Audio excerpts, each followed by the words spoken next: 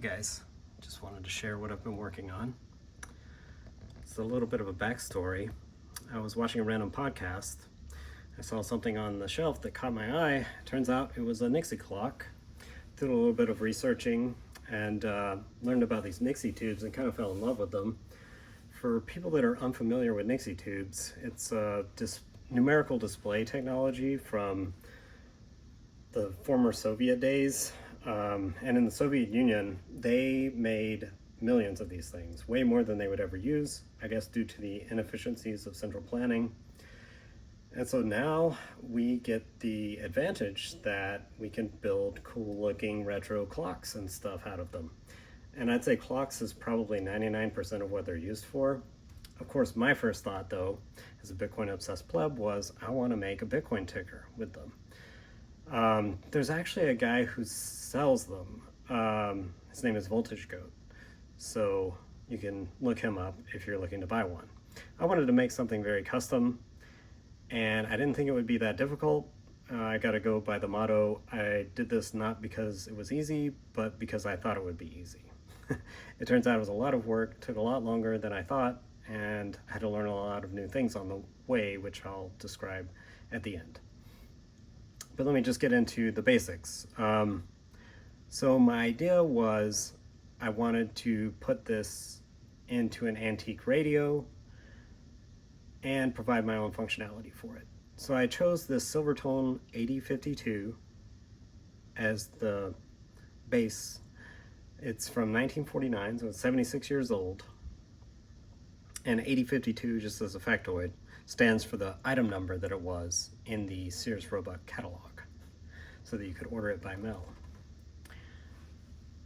My goal here was to preserve the aesthetic of the radio as intact as I could while adding the Nixie tube functionality. And if I may say so, I've done it in spades, not to brag or anything. So I've kept the original knobs, which are functional. I've kept the original radio station selector buttons, which are functional. I've even kept the original speaker grill cloth, which serves as a backdrop for the Nixie tubes instead of being across the front. Where the main differences, obviously, are the fact that I have the Nixie tubes at the top in the little recessed display box.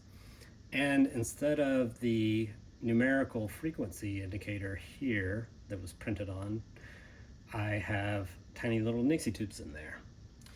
These are actually the smallest Nixie tubes that were mass manufactured. It's the IN17s. It's about the size of your fingernail. And these are the largest Nixie tubes that were mass manufactured. It's the IN18. Yeah, let's turn it on and see what happens. So as you can see right away, we have the Bitcoin price at the top, still below 100K, still faking grepples.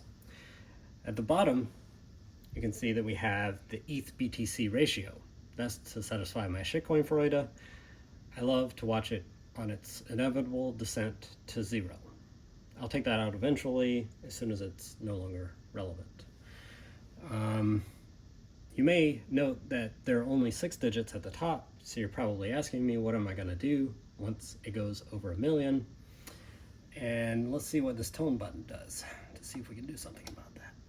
Well, here we have MBTC notation. So this is thousandths of a Bitcoin, or another way to think about it is number of thousands in the Bitcoin price. And when I'm in a different denomination, I display the full Bitcoin price at the bottom in the tiny little guys. Let's try another denomination. Here we have the price per bit, which is also conveniently Samson Mao's M notation. So we see it's 0.09 per bit, which is also 0.09 M per BTC.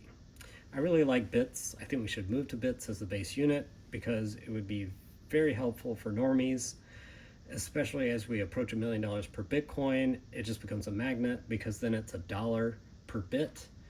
You get bits, and then sats are bit cents. It just works. It would be so helpful for normies, but whatever. We never will. So let's try the final denomination. That is sats per dollar. I don't like that one, so let's go back to BTC. And then let's try this volume to see what happens. Oh, we get a nice little backlight. I chose green just because I think it looks cooler than blue, which most people use. Also, it's very appropriate because this is the Bitcoin price in dollars. So green, fiat, greenback, it just makes sense. I can try making the LEDs brighter. And finally, the brightest. I should note that it actually looks better in person. It looks too bright on video. I don't know how to correct for that, but in person, even the brightest setting is not too bright. I actually prefer a retro look though for most of the time. Another thing that looks different in person is these have like a prominent orange halo around each number on video, but in person it's not prominent at all, and the numbers are very easy to discern in person, whereas on video with the prominent halo it's less easy to discern. Let's try another function to see what happens when we hit the second button. This is mempool. So the first number is the number of blocks in the mempool. The second number is the sats per vbyte to get into the next block. And then finally down here we have the block height, which is 883352 as I record. Let's try the next function, which is the halving progress, 20.64% complete. And down here I have my calculation for the halving date, which assumes exactly a 10-minute average per block, and it would happen on April 13th, 2028, if that is the case. And last but not least, we have a clock. It's a clock. As I said, that's the main use for Nixie tubes these days, is for clocks. They simply display the time, which I think is already a good use for them, because it looks really cool, and that's the entire purpose of using these. You wouldn't use it for any practical purpose, it just looks really cool. We can change the granularity to remove the seconds, and then remove even more information from the date, so you just get the day and month. Let's go back to full granularity. I guess I could talk a little bit about what went into building this. I had to learn a lot of new skills. I had never done any kind of electrical engineering before, so I had to start from scratch there. I had to learn about resistors, transistors, diodes, some integrated circuit chips that I used.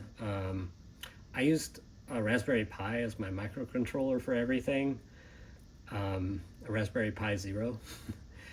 And yeah, I should have done PCB board design as well, but I did not want to spend all the time necessary to learn that, plus getting it printed and shipped would have added a lot of time to the production time of this, so I just went ahead and did everything on proto boards. If you could see the guts of this thing, you would, even as a layperson, think it was ugly from all the wires and proto boards everywhere, but it looks pretty on the outside, and that's all that matters, right? Another skill that I had to learn for this was 3D design. I designed a lot of parts in 3D, printed them with Fusion 360. Probably the most difficult one is the one that holds these buttons in place and holds the tactile switches for them to operate. That one was a lot of trial and error, and at the smallest point it's only 0.5 millimeters, so that was kind of difficult to print and install. The other major 3D printed part is what holds these tiny little Nixie tubes up to the faceplate, and also acts as a faceplate for those. That one was also a lot of trial and error. And finally, these tiny dots are held in place with very small, delicate 3D printed parts that I designed, and I probably broke 10 of them while trying to install them. The other thing was the woodworking. Not so much as a learned skill as it was just a lot of work and delicate operation. I built this little recessed box which goes in here, and I had to drill the holes to fit each Nixie tube with less than a millimeter of margin of error, I'd say. And stained it exactly the color of the rest of the antique radio. Really just turned out perfectly.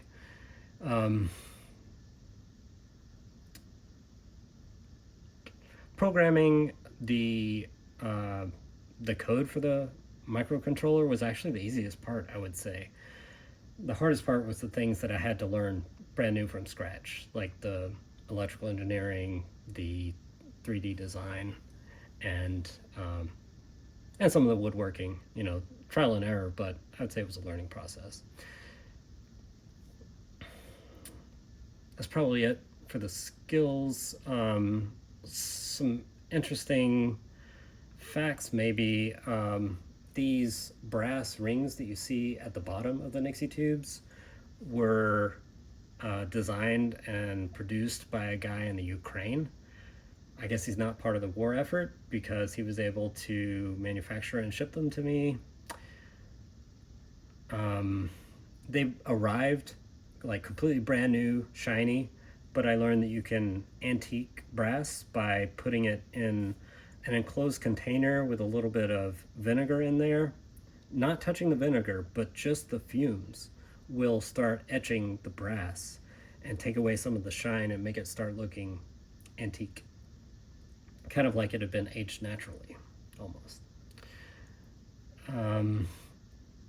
Another little interesting fact is that all of these, as I said, are coming from the former Soviet Union.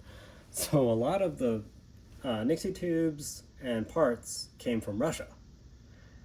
I was under the impression that we were basically at war with Russia, a proxy war, but war nonetheless. They're super sanctioned. So I was kind of surprised when things that I ordered off eBay were shipping directly from Russia. They would say that they were coming from Belarus or whatever, but then when I would get the tracking number, it would literally be Russian post and coming from Russian Federation. So I thought that was interesting as well. I'd say also everything just looks better in person. It's really hard to capture on video or pictures, so you'll just have to come see it in person someday or buy your own Nixie clock. Let's go back to the price real quick. Yep, still fake and grupples. I guess that's it. Thanks everyone for watching. Maybe I'll do a follow-up someday with making of and show you all the components that went in and describe all the pains along the way if you're curious. Probably not though. Thanks anyway for watching.